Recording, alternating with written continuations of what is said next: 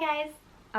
Doesn't really feel like I finished first year. That's probably why it took me so long to make this video, because I just couldn't accept reality. But yeah, I am returning back to Cambridge in about 2 weeks, which is crazy. Don't want to grow up, don't want to make adult decisions, I don't want to go into second year of uni, I just want to stay in first year. So I did have 2 terms of the normal Cambridge experience, whatever that is, and then 1 term of pandemic experience where I had online lectures and no social life. No, I'm just joking, kind of. I know everyone has very different experiences, so please don't come for me. I'm just gonna share honestly so that you can have a honest review. So if I could summarize my whole year in 1 word, it would be character building. That's like 2 words. Character dash building. I feel like one of the biggest things about Cambridge is that it really stretches you as a person. It's very challenging, but it's also very rewarding and very fulfilling. But of course, there's always this kind of stereotype that it is too hard. And it kind of breaks my heart that a lot of people who have fallen in love with the uni are very afraid of the negative aspects of Cambridge or the stereotypes around it, with it being very emotionally draining, taxing, imposter syndrome. Am I good enough to be here? Do I deserve to be here? Did they make an admissions mistake? I totally understand where all this comes from, and we're going to discuss this throughout. It is true that Cambridge isn't for everybody, but neither is pineapple on pizza or bubble tea. But if you don't like bubble tea, then leave. But Cambridge is for those who want to be there and who work hard to be there, and I very much believe that. So when I first applied to uni, I had this mindset that if I was going to invest £28,000 and thousands more of living expenses for 3 years, and also my sky-high accommodation fees, newnham, then I was gonna for sure do it at somewhere that I love. And for me, that was Cambridge, and maybe for you too. I always had this like fairy tale perception of Cambridge, mainly made up from just growing up, how people describe Cambridge, and also when I visited there. Kings looks like a castle. It looks like a Disney castle. So it just kind of perpetuated my, like, you know, envision of Cambridge as this very magical place that was perfect and that everyone was just perfect there. And yeah, I was just really excited because I wanted to be in somewhere beautiful. I wanted to be taught by the best academics. I wanted to go to all these cool places and be very studious and like really cool, you know, and intelligent. And that's how I thought Cambridge was going to be like. And did my expectations match reality?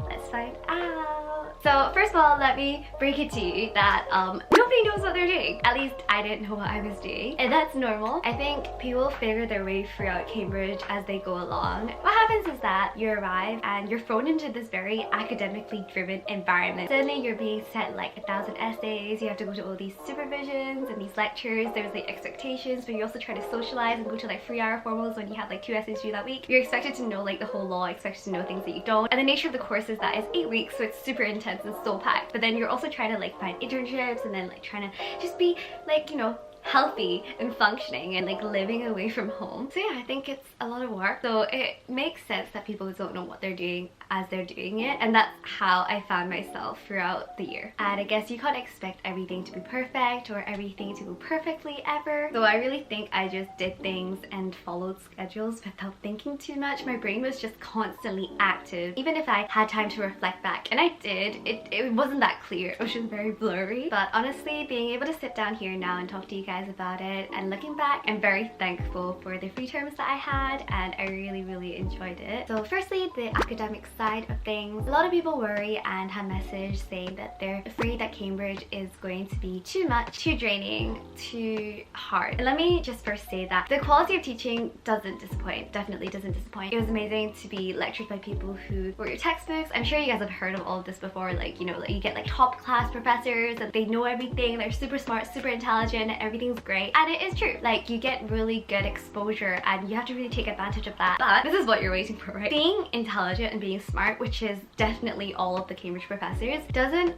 necessarily mean you can teach perfectly or teach at all. So I did actually have many lectures where I really struggled to understand what the professors were saying. Maybe because they were too smart, maybe because they couldn't teach, I don't know. But I know that the lectures that I struggled to understand in like every single one of them, because of the way the lecturer was explaining, my friends struggled too, like we all struggled. So it wasn't just me. This is not biased. I mean, yeah, this is kind of biased. This is literally just a video of me talking about my Cambridge experience. But yeah, yeah, that was kind of like expectation that I had, that all the Cambridge professors were going to be absolutely perfect and teach very, very well, and that their teaching styles were going to match mine. But in reality, that wasn't the case. For a lot of them, the teaching styles didn't exactly match my own. I guess because a lot of the times they kind of expect that you know at least a basic foundation of things about the law, but I knew like no.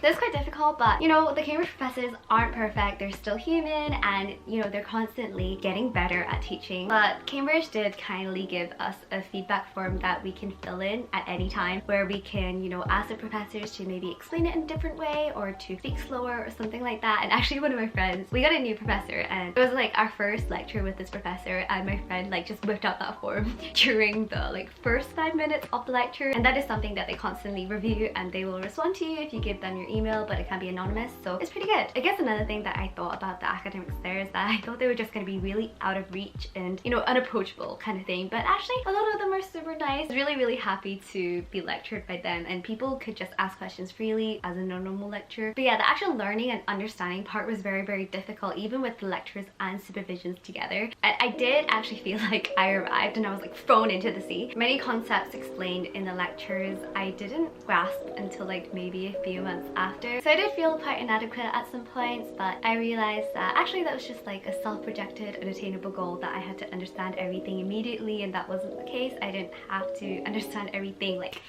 this. I guess I kind of just had this like messed up mindset, you know, being Asian, and I guess there's always that stereotype that Asians are smart, but there's also the stereotype that Cambridge people are smart. Both are not exactly true. But hey, you know, like it all clicks at some point. Honestly, it will make sense, and that's really surprising for me to say, because I remember like at the beginning of the year with my friends, we were talking about constitutional law, the subject I hate the most. We were all saying that we were never gonna understand it, and I actually believed I would never understand constitutional law. It was just so abstract to me, but then I finally came to understand it, and it was like a epiphany moment. So yeah, I think it is all just trial and error for me and learning how to adapt a new style of learning. The lectures during the pandemic, I had a grand total of 1 lecture. Next year it's just all gonna be recordings like dumped onto the website. Like it's not even gonna be streaming. Like I'm gonna have no schedule, no timetable, no sense of time. But yeah, it's the best that we have for now. But the funny thing is, Cambridge Law faculty just refused to record our lectures before the pandemic. We had to show up for all of our 9 a.m.s, all of our lectures, which I thought people normally would have anyway. Like I definitely would. But yeah, we never had lecture recordings before, so this is quite new for Cambridge, which is kind of funny. So supervisions wise, supervisors depend on your college, and what I didn't realize is that the pace that you go through the course in your supervisions and in your lectures might be different. So I had to do a lot of preparation for my supervisions, and a lot of the times I was preparing for material that I've never learned before and that we hadn't covered in the lectures yet, so I just had to do a lot of self-studying and be disciplined. This is the same across all of the subjects in Cambridge. Personally, I would have liked to cover the topics first in lectures before supervision, but I guess that's what's going to happen next year, because they're going to upload all of the lectures from one topic up before your scheduled supervision. So yeah, either way, thank God that I got 4 supervisors that were really friendly and that I wasn't afraid to ask questions from. Although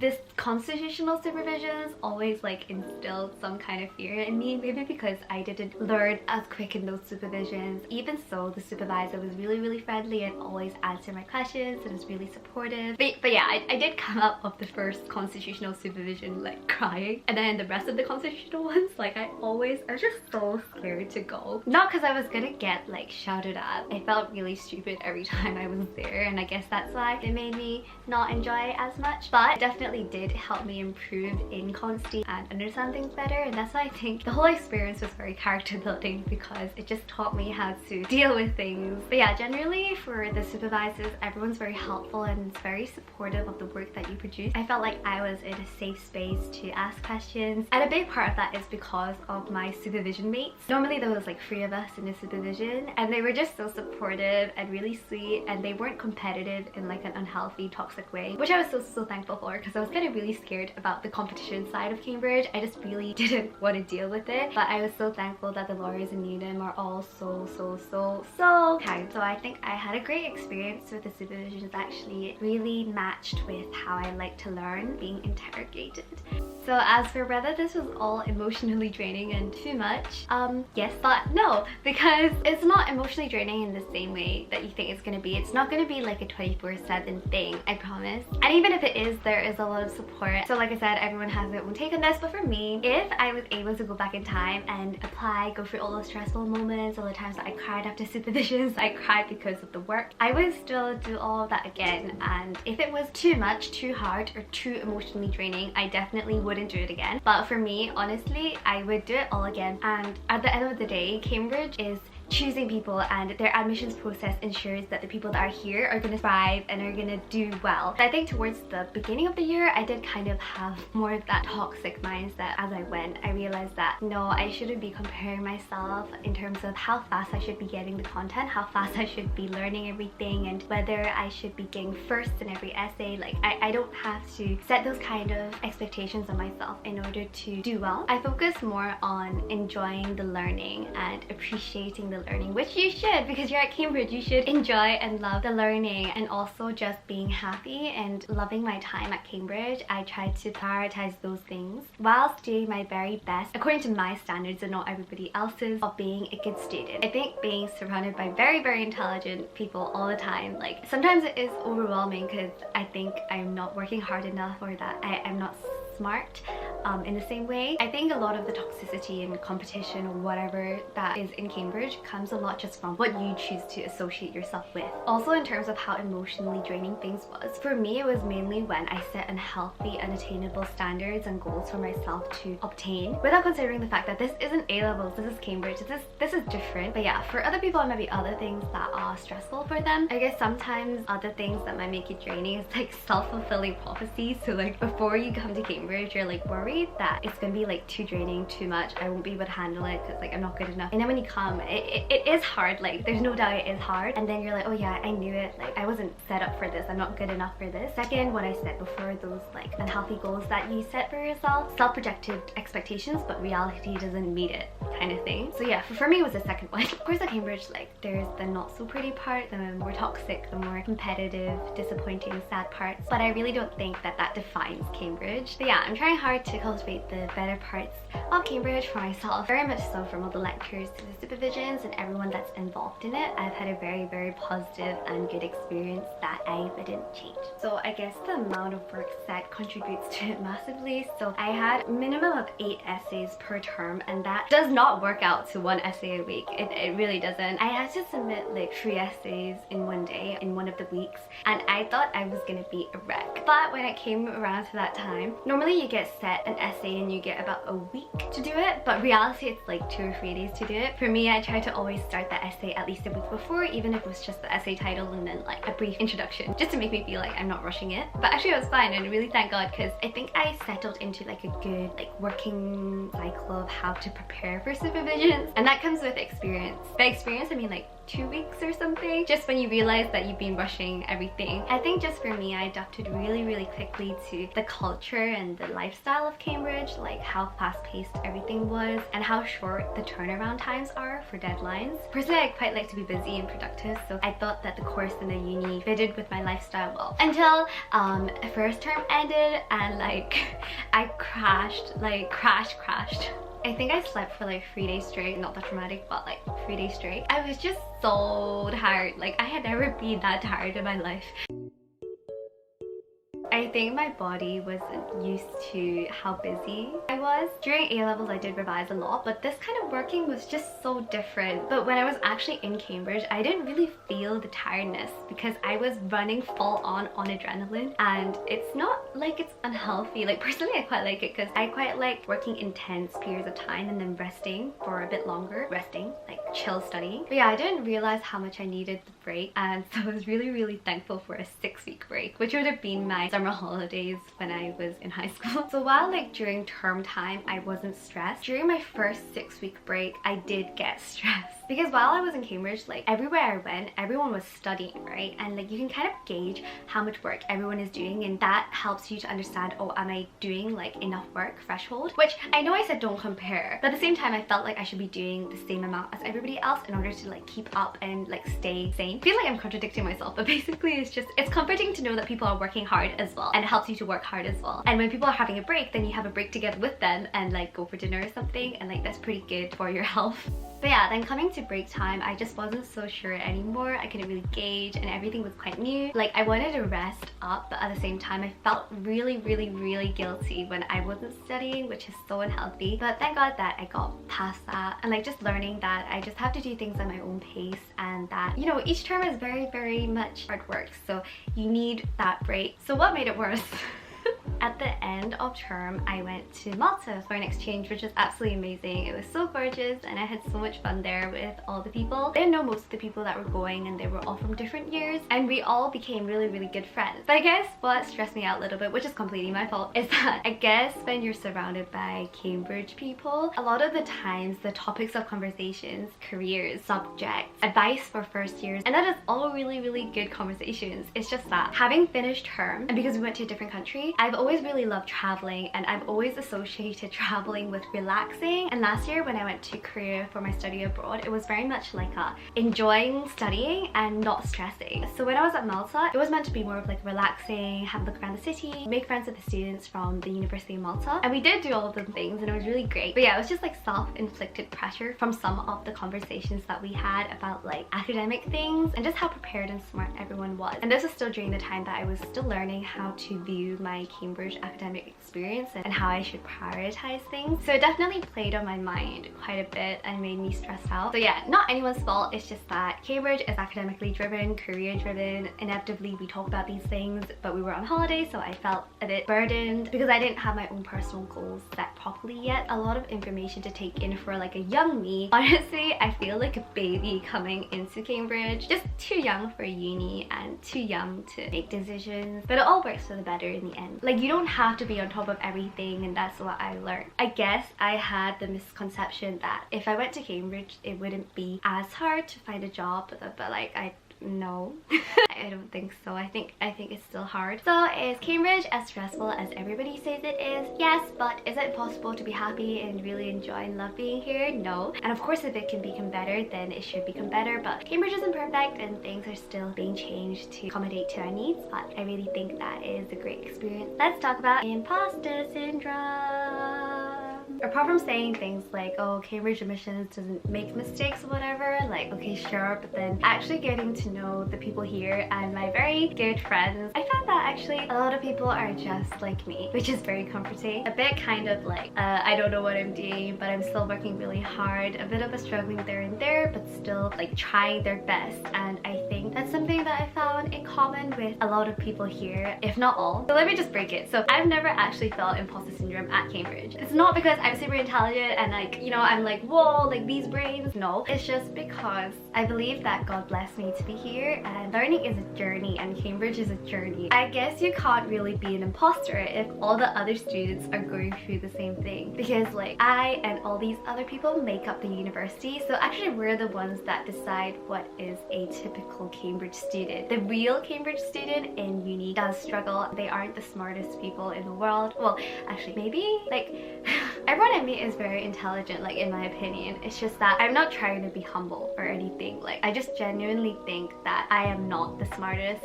and there's definitely friends that I have which I think like, oh, they're just literally like born intelligent. But even then you can really see how much hard work each person puts in. So rather than thinking that people are at Cambridge because they're intelligent, it's more of that people are at Cambridge because they work hard, and working hard is something that you can control. So like I genuinely mean it when I say I don't think I'm smart, but I know that I work hard, and that's kind of what pushes me to do better. But hey, like nobody's gonna straight up be like, hey, I'm smart, yo, period, like I'm smart. Everyone works hard to get to where they need to be. I'm very thankful that I didn't have to struggle with imposter syndrome. Something close to imposter syndrome, I guess, is when I think I'm not working hard enough, or I'm not like smart enough to get things, which I still feel like is quite rare, because I think in my mind it's more of like a growth mindset where if I don't get something, then I can get it later, you know, like I can still understand it. It's just taking more time. But I guess it's when I'm not kind to myself and I'm not giving myself time to do things. So yeah, I'm just trying to shift my focus on things that matter more. So about making friends and having a social life. So Ipsmo, who I love, said that at Cambridge the default is studying, and you plan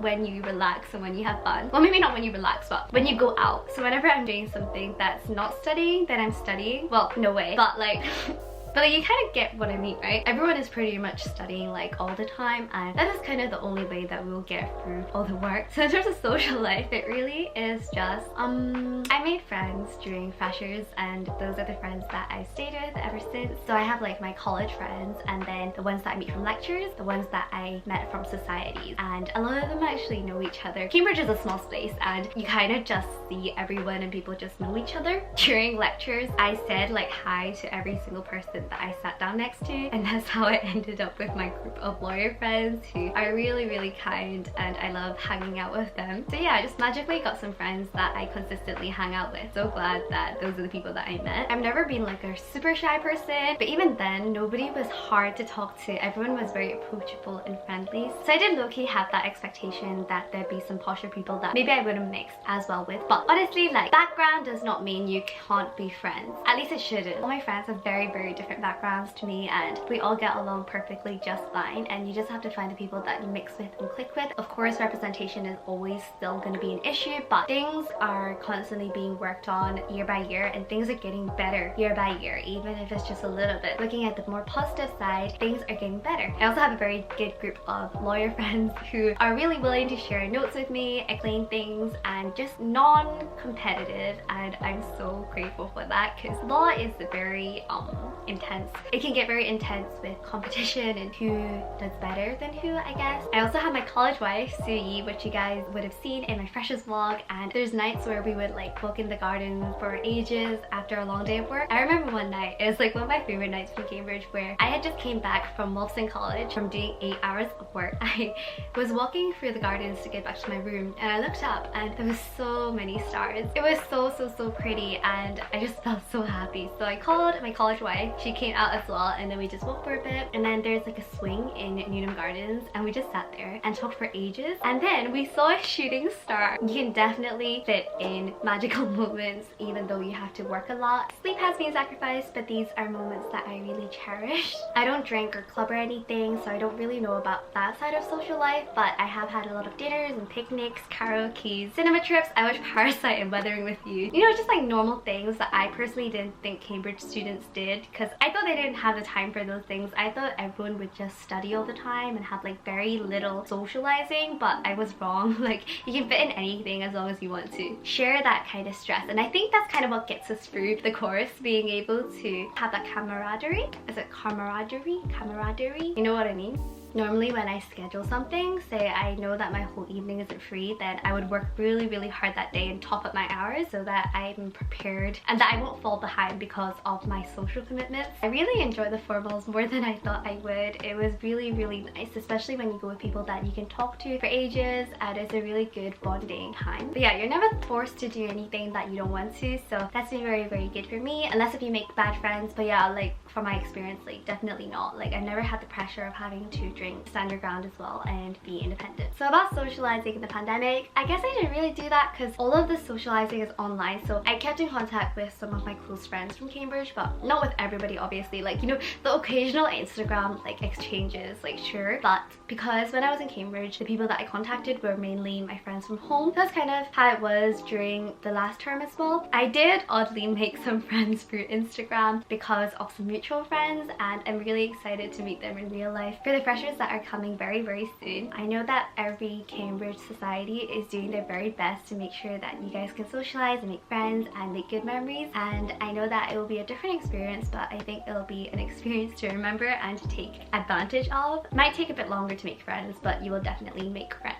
Every college culture is different, but I love my college. Everyone's very friendly and supportive, and I talked a bit about that in the freshers vlog as well. I just really love Newnham, and I'm so happy to be here. Living here, I personally never really felt discriminated against just because I'm Asian. I've never felt discriminated because I'm from a state school and not from a private school, and we did have like inclusivity workshops at the beginning, and it's openly talked about. But I know that some of my friends have felt racism and being discriminated against before, and my good friend Ryan did write an article on Varsity about his own experiences, and I think it's a very powerful article, and definitely, even though I haven't felt it personally, it's definitely a very important thing to discuss and to be aware of and acknowledge as a problem in Cambridge still today. There's like a very wide range of societies you can enjoy. For societies, there's only so much I can say because like I enjoyed all the societies. I did spend £175 on my Cambridge Union membership, and was it worth it? Well, it's a lifetime membership and I missed the chance to see Bill Gates because I didn't make the cut. I don't think BTS is gonna come to Cambridge Union, I don't think twice.